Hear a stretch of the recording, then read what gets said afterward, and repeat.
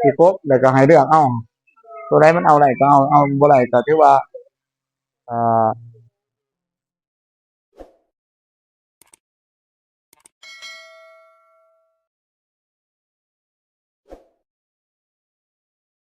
กับทักทายสบายดีพ่อแม่พี่น้อง FC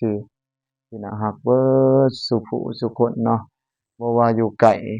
อยู่ไกลอยู่ภายในแล้วก็ต่างประเทศยินดีต้อนรับเข้าสู่ช่องบ่าวผู้วง Channel อีกเช่นเก่าเช่นเคยพี่น้องเอ้ยเอ้ามื้อนี้ว่าวเองก็สิพาพี่พาน้องอ่าเบิดสุผู้สุคนมาอัปเดตสภาพการณ์ล่าสุดเนาะว่าสิเป็นแนวใดก็ไปเลยพี่น้องเอ้ยอ้าวได้ครบ เพิ่นก็พ่อของน้องหานเนาะได้ครบแล้วนะ2เสาแต่ว่าก็อยากมีตำหนิแหน่เนาะเบื้องนี้เนาะนี่มีหมอดกินแหน่แต่ว่ามันบ่มีเสาพี่น้องเอ้ยอาก็จำเป็นเนาะเอาเสาเก่าเอ่อที่ว่ามีหั้นแหละที่เพิ่นสะสมมานี่ก็หลายปีแล้ว10ปีพุตามเพิ่นเว้าประมาณ9ปี10ปีนี่แหละก็จังได้ไม้เอ่อก็ตัวไรก่อนสะสมก่อนก็ถูกปลวกถูกอิหยังกินแหน่พี่น้องเอ้ยเก็บไปบ่ถูกฝนแหน่ฝนฟ้าฝนหยังก็สิก็พอใช้ได้อยู่ก็จำเป็นเอาอาคันว่ามีเสาที่มันเพียงพอเหลือเพิ่นก็สิบ่เอาหรอกแต่ว่ามันก็บ่พอก็เลยจำเป็นได้เอาเนาะเอ๊ยอ้าวนี่ๆอานี่ส่วนที่ว่ายังเหลือนี่ตัวนั้น2 3 4แล้วก็5 6 7 8 9เสากับตัวนี้อาอ้าว9เสาบ่อ้าวสบายดีสบายดีโดยๆๆสวัสดีอา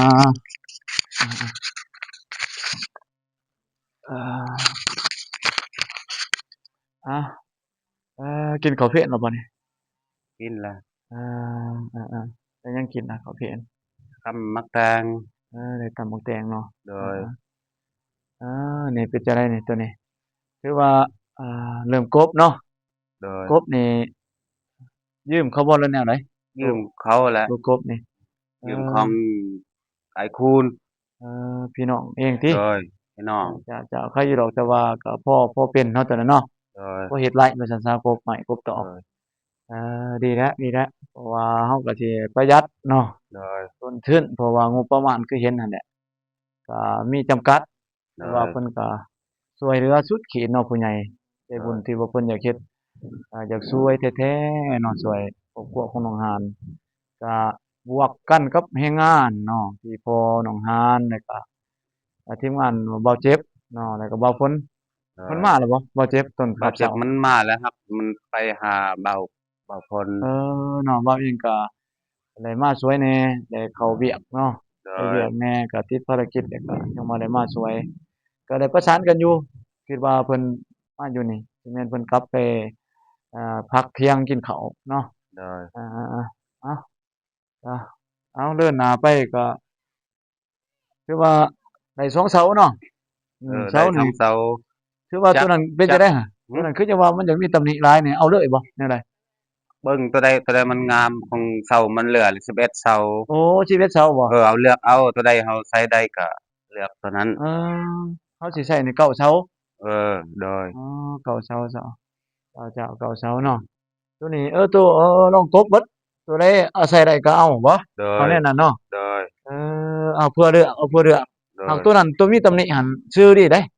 ตามซื้องามตัวน่ะครับแต่ว่ามันน่ะเป็นจะได้จะว่าเป็นแนวนั้นตอนนั้นมันของมันเก่าแก่มันด้นแหละพวเออกมันกินเออบ่ได้ย้ายพวกกินของอยู่ป่าเด้บ่มีรถบ่มีเอสั่งยากอยู่ภูพุ่นเฮาปาไปอยู่พุโดยรุ่นนี่ก็ซ้ำสิได้ไปค้นเอาโดยมันปงกับดินเนาะโดยสาเหตุมันเป็นแนวนั้นเออเอา ลองอันนี้ก็เบิ่งแต่ว่ามัน11เสาก็สิเลือกเบิ่งเนาะโดยตัวใดใช้ได้ก็เอาโดยเอก็ดีแล้วเอ้านี่แหละเอ่อถึกจักแมตรน่ะเสานี่ เสาบ่3เมตร3เมตรโดยคือว่าเทิงตีนเสา1เมตรเนาะโดเป็นย4เมตรเป็น4เมตรแต่ก็สิสูงขึ้นแหน่โดอายๆจ้ะๆๆอ้าวนี่แหละโดยคือพ่อของน้องหานที่ได้กกไม้เนาะถือว่าไม้ทุกต้นอยากให้จบอยากให้งามนี่ก็ต้องได้กบเนาะโดยนี่ๆทุกต้นสิได้กบแม่นบ่โดยตามว่าเอาจังซั่นแหละกระเทินได้เฮ็ดแล้วก็มันบ่แม่นเฮ็ดได้เด้อเนาะโดยคือว่าเบิ่งเฮ็ดก็ให้อยากให้งามนั่นแหละงามเราเองโดแล้วก็ยบ้านเมืองเพิ่นเบิ่งก็งามเราเบิ่งก็งามเราอยู่ก็คักถ้าเราเฮ็ดมายุกมายะก็มันก็บ่อยากคักหั้นแหละเนาะโดเอยอๆๆอ้าวมีแต่อยากให้เพิ่นเออคเอนี่เออๆเท่าไรล่ะขนาดเพิ่นว่าจั่งใดน่ะขนาดช่างตกลงกับช่างกับสร้างบ่เพิ่นว่าสิเฮ็ดขนาดเท่าไรคูณเท่าไรนะกว้างเท่าไรยาวเท่าไรเพิ่นบอกขนาดแล้วบ่มันเบิ่งตามไม้ในพันตามยาวไม้เส้นไม้เข้างไม้ตรงออมันกดเบิ่งก่อนครับเก้าเสามันถึก6คูณเราเฮ็ด6คูณ7แต่ว่า6คูณ7เนาะหักมเส้นไม่เส้นนั่นมันบ่ถึงมีแต่6เมตร6เมตร5เมตรโอ้6คูณ7มันตัวไหนมีตัวโตได้นั่นน่ะโดยเบิ่งตัวจริงว่ามันสิเป็นจั่งใดนี่โดยตัวนี้เด้ไม้ค้างบ่ตัวนี้นี่ไม้ค้างจักเมตรอะไม้ค้างนี่6เมตรได้แต่6เมตรเนาะโดยคัน7เมตรมันต้องได้ต่ออีกหรือว่าจั่งใดเนาะเบิ่งตามช่างเพิ่นสิมีวิธีออกแบบโดยแนวใดได้หมุนใส่ให้มันจบมันงามโดยจ้ะแล้วก็เพิ่นมาอยู่บ่ช่างนี่มื้อนี้มันค่าเวียกคือกันมันเฮ็ดอันเรือนยังบ่ทันได้แล้วอันอืมหัวคันไดอืคันไดเรือนมๆ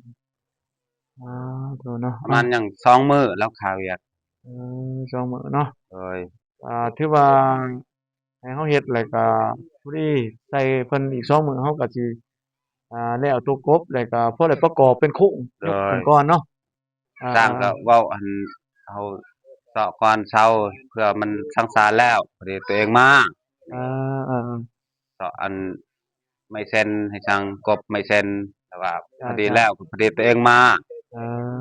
เอาตัวที่มันสิได้เฮ็ดก่อนเนาะโดยตัวไม้แป้นบ่ทันฟ้าวเอายังกบแต่เครื่องตัวนี้ก่อนโดยโดยตัวจำเป็นแม่นๆแต่จะเราเองก็เป็นกำลังใจให้แหละสู้โดยหั้นแหละ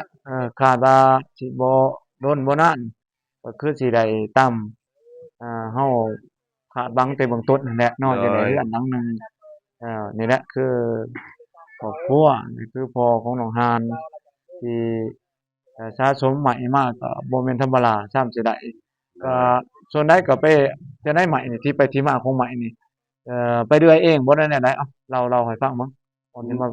ไม้อันบ่ของพี่น้องยังติดอยู่ยังทันได้จ่ายของเขาอีกตนโอ้เขาอีกอ้าวตนพี่น้องให้ไปเรื่อยโดยเอเลื่อยแล้วก็เพิ่นก็พ่อน้องฮานก็ไป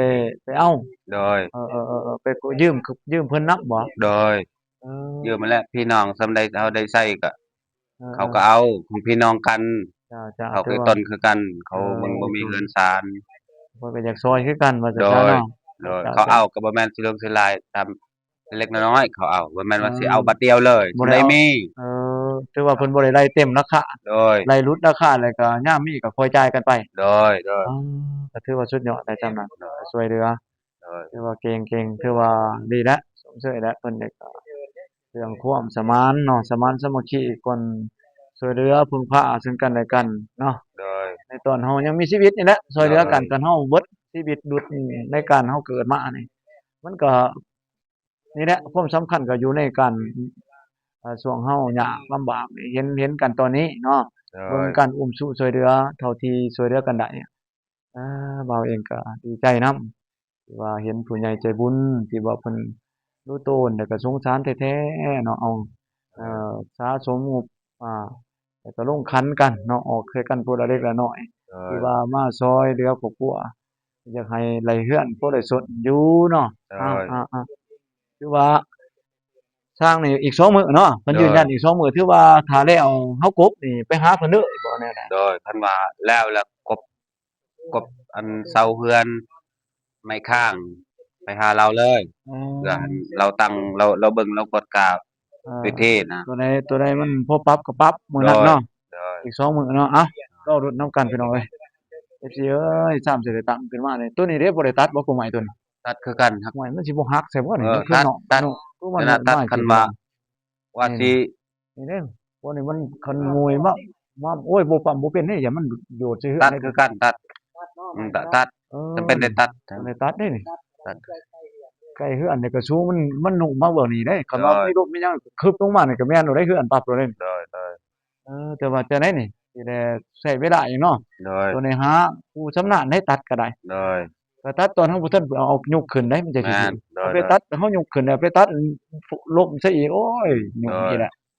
เออๆมีแต่ว่า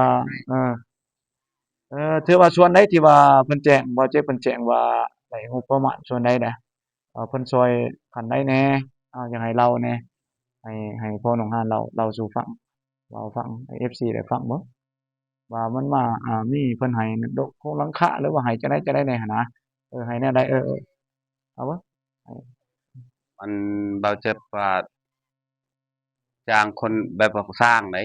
หนึ่งนี่ช้างเนาะ เออ ช้างนี่แม่นจ้างนี่จะได้จ้างนี่ค่าตู้เป็นดังหรือว่าซำย่อขึ้นหรือว่าแนวใด ถึงถึงตั้งเสาย่อ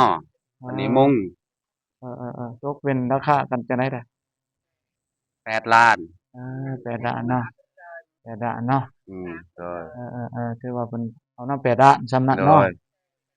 แล้วก็อันอื่นเด้ส่วนตีนศอกตีนเสาอันนี้ถือว่าเป็นงบในหัน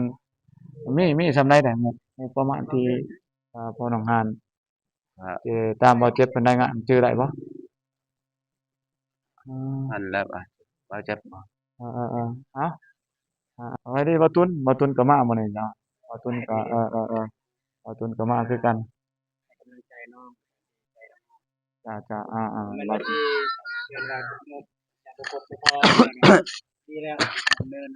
จ้าๆแม่น้องหานเพิ่นก็มาให้กำลังใจกันว่าซั่นซะน้องหานก็ได้ดีใจมื้อนี้บ่ฝนก็กำลังมาสวัสดีบ่ฝนมาแล้วบ่พวกเสาเนี่ยน่ะเออ มาแต่หาน้องโม ต่อไม่ก็อาบก็ต่อไม่ไหลส เป็นจะได้แหละอยู่ดีมีแฮงน้องหมู่ก็ล่ะไปอัปเดตกัน ทางบ่เจ็บก็เป็นมีรอบพี่น้อง เป็นไงฝากมาให้ช่วยเหลือกันทุกคนเนาะโอเคเนาะได้แล้วนี่เดี๋ยวว่ายังบ่ทันได้ครบไม่ก็ไม่เพิ่นก็สมควรว่าซั่นคือสิพอหรือบ่พอก็จังเบิ่งกันเติมในรายละเอียดเนาะนี่ละก็สิประมาณนี้ไปดินี่โอ้ยเพิ่นพร้อมอ้ายก็มาก็เลยบ่ได้เข้าไปทางพุ่นก็เลยมาแวะเลยมาแวะแล้วก็โทรใส่ว่าฝนว่ากำลังลงคลิปไปตัดคลิปว่าไปกินข้าวพักผ่อนว่าซั่นอ้าวบ่เจ้าหาน้องมั่ว โอ้ยไปอันนั้นบ่เยี่ยมยามหมู่บ่แนวไหน แม่นเพราะว่าแต่ด้นแหละ แต่ว่าเฮา มาสอบถามเอาเจ็บ ไปหามื้อใดก็บ่เห็นน้องโม เออ มื้อนี้ไปหาโรงเรียนจังเห็น เพิ่นไปโรงเรียน บ่ไปนิดนี่สูแต่ว่าบ่ได้เข้าห้อง จังได๋ล่ะคือว่าเพิ่นไปเข้าโรงเรียนบ่แนวใด บ่ได้เข้าไม่ได้ไปสูเพ ไป ราะว่า ซื่อๆ เราบ่มีเงินแน่พอดีเอาเงินให้บางอย่าง300,000ปลาย ให้ไปลงทะเบียนบ่แนวใด แม่นให้ลงทะเบียนแม่ก็เลือกให้น้องซื้อกินซื้อยา ไปแล้วบ่พาเพิ่นไปข้างในเลยติ ยังบ่ทันพาไป เอ้ามีแต่มื้อใดบางก็พาไปติ มั มัน น บ่พ้นนั่นแหละ ให้ว่าเพิ่นไปหรือว่าแนวใดล่ะแม่น เอาไปซะให้มันเข้าให้เพิ่นเลยเข้า เขา ซะ ตามที่ยินในน้องเป็นเราหันเรียนห้องเก่าปสองคือเรา ประชองก็ แต่ ก็ ว่า ยัง เราต้องเสียกาที่เราออกช่วงนั้นนะถูกปรับ ถูกปรับ จริงๆเฮาคิดว่านี่คันเรียนห้องเก่านี่บ่ได้เสียแล้ว แต่ว่า ที่จริงกฎระเบียบนี่เสียแต่ว่าคิดว่าเฉพาะน้องโมนี่น่าจะบ่ให้เสียเพราะว่าน้องโมเราบ่มีหยังนะคันสิกีดกันว่าคันบ่มีเงินบ่ให้เรียนมันก็บ่เป็นก็ฮู้กันอยู่ว่าน้องโมบ่มีหยังนะบ่มีพ่อบ่มี ไปหาแล้วบ่ครูอาจารย์เพิ่นบ่ทันได้ไปบอกกันเนาะ ยัง ไปร่วมกับผอเนาะผู้อำนวยการอีกเทื่อหนึงจะ แต่ สิ ว่า รู้ เฮาเป็น ว่า ญาติแน่เลย อะ เฮาญาติเนี่ยพวกผู้ใหญ่เนี่ยบ่ค่อยถนัดปานใด ก็ว่านั่นก็บางๆก็เราก็สิไปนำกันติชวนกันไป หมอคันไปหลายคนนี่กล้าอยู่คันไปคนเดียว ก็ไปโอบไปร่มนี่แหละบ่ยากดอกไปขอนโยบายนำเพิ่นแนวใดเป็นไปได้แนวใดเนาะมีโอกาสก็จังนัดกันให้มันสิไวๆแน่ย่านมันสิจังได๋เขาสิเฮียนผ่านไปหลายแล้วมันอายเขาอย่างบ่ทันเขาเด้ก็บ่อยากเฮียนนี้นะอีต้นมุกเอ้ามีแต่อยาก คื เฮ็ อ ด หัวนะน้องโมมันอุปสรรคหลายก็คือหัวน่ะสิเรียนทันหมู่มันก็บ่ทันนั่นน่ะด้อยโอกาสว่าซั่นซะ ว่ากันแม่นๆ ย้อนซ่านะเฮาจึงไปส่งอีกเทื่อหนึง อ่า คันคนสมบูรณ์แบบเฮาก็บ่เกี่ยวคือหัว ไปจะให้มื้อนี้เรียกมื้อนี้เรียกฟุกอันนี้น้องฮานนี่ มาเบส น้องโม มาเบิ่ง นั่นแหละ กบเซา กำลังดำเนินอยู่คือว่าเราก็เฮ็ดคักของเพิ่นเด้พอน้องพอน้องฮานก็กำลัง อ่าคิดว่าถ้าน้องฮะพอน้องฮานเฮ็ดบ่ได้เฮาสิจ้างเขา อ๋อ มื้ เพิ่ อน ละ500บางทีมีคนสนใจอะนะ นี่เราก็เฮ็ดเองก็แค่อยู่ค ก็ อย ดี ดำเนิ คื น อ ไป กันมันจึงบ่เปลืองงบเขา อ่า เออ ตัวได้พวกประหยัดได้ก็พวกเฮ็ดไรก็เฮ็ดเองเนาะ แม่นๆ จังว่ากันเป็นขั้นเป็นตอนไปนี่แหละจังซี่พี่น้องเอ้ยมีใหม่มีต่อว่าเจ็บก็ ๆกำลังเริ่มบ่ตอนน้องฮาน ได้ท้องเสาได้ท้องเสาเพิ่ ยิ น น ก็ อยู่น้องเพิ่นโทรมาบอกว่าจักเพเพราะว่าพ่อเพิ่นก็แปลงบ่เป็น ตัวนี้เพิ่นว่าไปยืมเขาบ่ จัง คือ ว่า ว่าไปยืมสบายดีเออ ทำไมเพิ่น อ่า นักเรียนเพิ่นเว้าบ่ค่อยเก่ง บ่เว้าก็เพิ่นไปยืมบ่จักเพเครื่องหนึงน่ะเอ่อของเขาเองบ่มีเนาะอ๋อเพิ่นให้ยืมดีแล้วมีแต่ใช้แล้วก็ใครอยู่หรอกไม้มันเป็นเพิ่นว่ามันเป็นไม้เก่าเอาไม้ใหม่บ่ได้แหละไม้คันไม้มือสองไม้มือสองหลายๆไม้ที่ว่ามันเป็นไม้เฮือนเก่าเนี่ยเขาหมางออกมามันสิมีเหล็กตะปูคาอยู่ตัวนั้นน่ะพาให้มันเพะมันหยังมันไปต่ำเด้ไปเซาะเหล็กตะปูหัน แต่ว่า เพะ ตัวนี้นี่บ่เป็นหยัง นี่แม่นบ่เคยตอกจักเทื่อตัวนี้บ่มีเหล็กตะปูคาแน่นอนตัวนี้นอกจากว่าเด็กน้อยมันขี้ดื้อไปใส่เฮาก็เบิ่งกวดบ่รวมบ่หลายดอกครับทีนี้คือสิบ่มีดอกคือสิปลอดภัยดีอยู่เออ มาดนหรือเปล่า พวกมาคือกันนี่มานี่ก็เข้ามานี่เด้อก็พวกทายนี่แหละก็ผู้นี้อัปเดตหาว่าซั่นว่าเจ็บมากก็อัปเดตหาซะ เลยไปหาน้องโมเลย เอมาอัปเดตได้บ่ ยัง บ่ทันอัปบ่แต่ซะ ยังให้อัปเดตก่อนก็ได้ คือว่าฝนว่าลงอัปเดตตัวใดคือว่าตัวนี้ได้คลิปตัวนี้แล้วก็ไปลงผมบ่คิดว่า ไปพุ่นก่อนเพราะว่ามันลายมือเด้ มันขาหลายเด้อ น้อง เนาะ โมแห่งบ่มีของกินอีหยังก็ไปหาน้องโมก่อน จะมันก็สิโดยประมาณที่ผ่านมาสมควรจังได๋ก่อตั้งจังได๋มีงบจากผู้ใหญ่ใจบุญเนาะไปช่วยหนองหานจังได๋เริ่มมีการขยับเขยื้อนเริ่มงานวันนี้เบาเองก็เบาฝนบ่เจ็บทีมงานก็ได้ไปเอาทีมเช้าคือFC ได้เห็นเนาะก็ทุ่มเทเต็มกำลังทีมงานที่สามารถช่วยเหลือได้ก็ตอนนี้เพิ่นกำลังคุมกบใหม่งานก็มาเฝ้าซอยคิดใหม่ซอยพออืม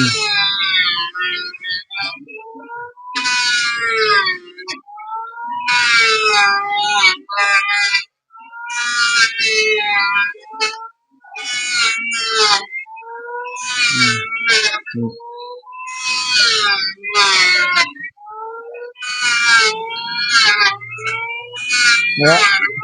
คือว่ามาไม่คือบ่เหลืองดีเนาะไม่จังได๋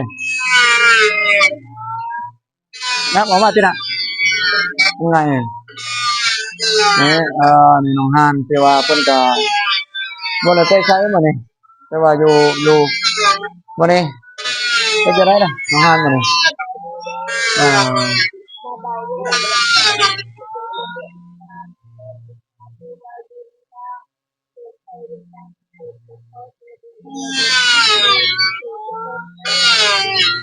อ่าถือว่ามื้อนี้ก็เฮ็ดจั่งใดมื้อนี้คืบหน้าไปจักหน่อยเนาะตื่นเช้าก็ได้แล้วบัดนี้เออมาฮอดแล้วตื่นเช้าเห็นบ่ปวดเบิ่งอยู่บ่ล่ะอามีมีตัวแตกบ่จักอาบ่เป็นหยังเนาะเออๆๆเอากับทีมงานแวะไปเอาบ้านนี่นับเบิ่งอยู่บ่ล่ะจักเช้าล่ะตื่นมาจั่งใดตื่นเช้าเออเก้าเช้าเก้าตื่นเนาะนี่แต่ว่านี่พ่อน้องฮานนี่ก็แม่นนี่เช้านี่พ่อน้องฮานว่า11เช้าแต่ว่าสิครบแล้วก็ให้เลือกเอาตัวใดมันเอาได้ก็เอาบ่ได้ก็ถือว่าอ่าก็ปะเนาะเลือกใส่เบิ่งอันนี้บางคนก็กำลังสวยบางคนนี่ก็บ่ธรรมดาเด้เพิ่นก็สร้างคือกันเด้นี่ก็สร้างเก่าขนาดได้เพิ่นนี่นี่คักแล้วบ่พ้นเฮ็ดนี่อ่าคือไม้เหลืองนี่เว้ยบ่พ้นไม้นั่นน่ะคือเหลืองคักแท้วะจังหวะเด้ใหม่อิหยังมันคือไม้ มักมี มักมี โอ้ไม้บ่มีเนาะมีซอง คักเด้อนี่เหลืองแอมๆเลยเด้นี่เหลืองแบบค่ำเลยนี่โอ้คักแท้วะบ่ได้ใหม่คักๆๆไม้อันนี้ถ้าสีเขาสิบ่งามปะโถวะเนาะอาก็สิประมาณนั้นอา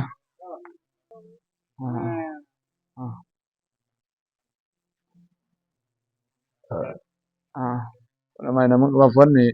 อะคักๆบ่ฝนเฮ็ดฝนเป็นอยู่เคยเป็นช่างเจ้านี่ๆๆว่าเจ็บพุงเพิ่นกำลังมาอัปเดตนี่ล่ะนี่คือว่าเพิ่นเป็นเอ่อถือว่าเป็นสะพานบุญเป็นผู้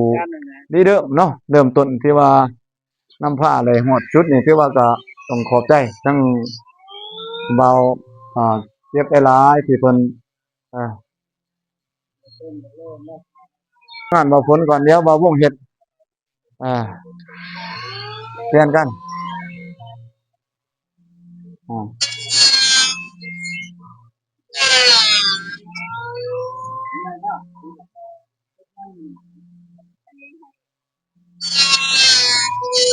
อืม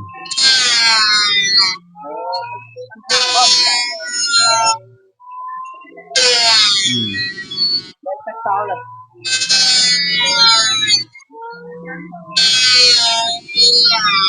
อันนี้ก็หอมสิไปถ่ายให้พี่น้องเบิ่ง